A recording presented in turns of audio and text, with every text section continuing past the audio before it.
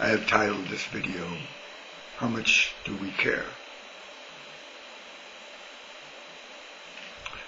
Although it was stimulated by your comment, Vincent, it is not particularly directed directly to you, but it is directed to each and every one who listens, watches this video, and even those that don't. How much do we care? For we all complain. We all suffer persecution. We all believe that we're not treated in a correct manner. Do we care enough to sacrifice? The ultimate sacrifice is to lay down your life. Now that doesn't necessarily mean, as I've said before, to die for your beliefs, but to die to the life that you have been living.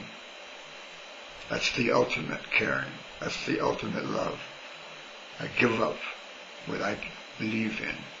I give up what I like in order to do away with the things I don't like. Well, you see, it's a whole. It's complete. And you can't say, I only want to keep these and do away with those, because they can't. They're together. They're one. And if you try to get rid of one, you have to get rid of all in order to be successful. So how much do you really care to change things? It's a question each person has to ask. How unhappy are you? How much do you seek something new? For most of us, I'm reminded of a song that I heard back in the 70s. It was by The Who. I'm sure they didn't originate the phrase, but the phrase goes, say hello to the new boss, just like the old boss. Because you see what we're doing, if we want to modify certain aspects of the system, the society, and the society or the system as a whole, it controls everything, it makes everything. It's a formula. If you have rich, you're going to have poor. If you have dominance, you're going to have oppression. If you're going to have love, you're going to have whatever you consider the opposite of love. But the system is built on opposites. And it'll always be this as long as we contribute to it in the same manner. So, are you willing to give this system up? Well, you can't give up a system. You can't give up something that's in effect unless you have something that you wish to replace it with. And the trouble is, most people haven't invested enough of their thinking to have something that they can replace it with that is not just the same thing but modified. Say hello to the new boss, same as the old boss. So you have to first give it some thought. What can happen? What could substitute for what we have? Because as each of us experiences this society, we find parts that we do like. And we identify with it. It gives us our identity. It becomes a part of us. We are a part of it. We are born into society. And as we become ourselves, we become a part of a society. And as we become more of ourselves, then we become apart from society. We start looking at it as it and us. We are not a part of it. And in order to successfully change society, you have to become a part of it. You have to recognize your culpability in why it is what it is.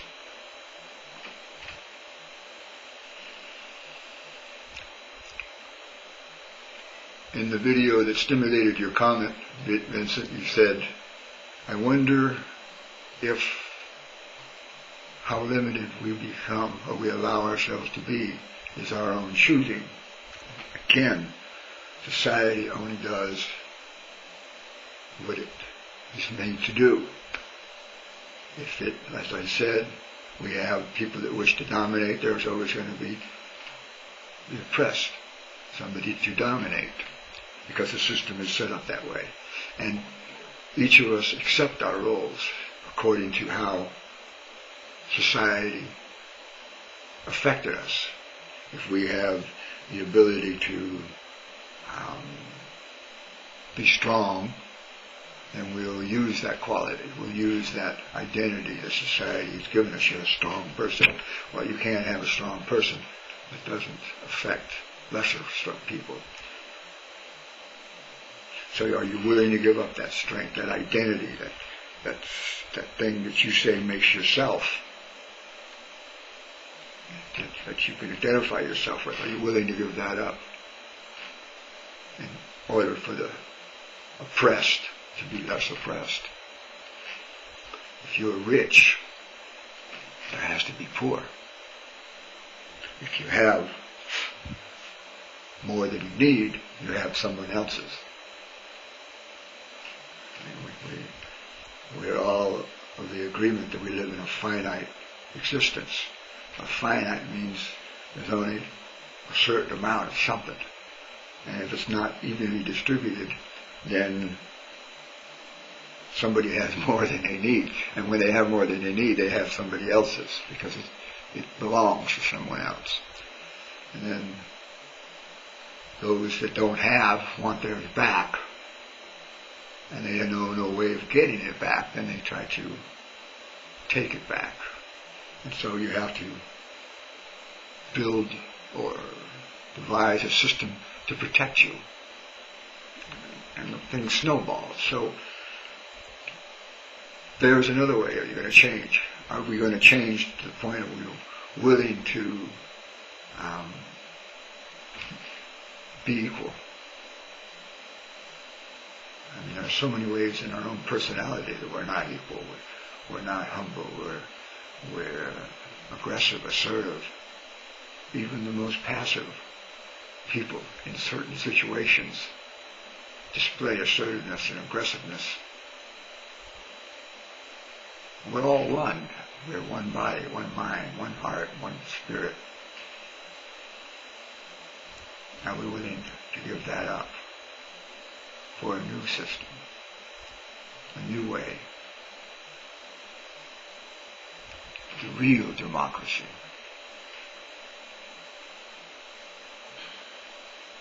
Only you can answer that question.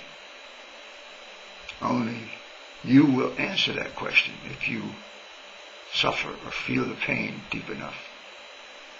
For most of us don't wish to feel that pain enough to where it affects us, so we take drugs and alcohol and endure mental instability so that we don't have to face that moment. Society is what we make it. Society is what we allow it to be.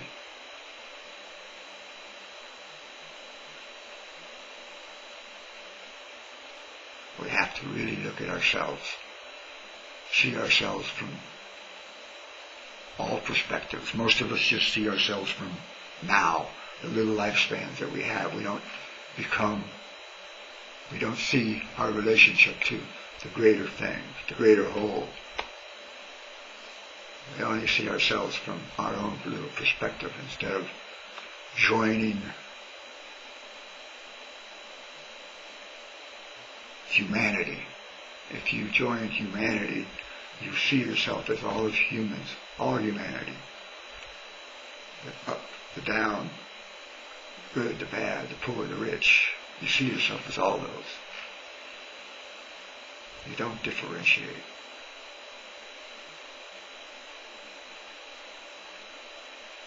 You have to be real. If you really want to care, you have to become real. You have to throw off the things that make you comfortable, that allow you to be small. You have to make a Herculean attempt. Be courageous beyond anything you've ever experienced. You have to be willing to step away from the person you are and become the person you really are.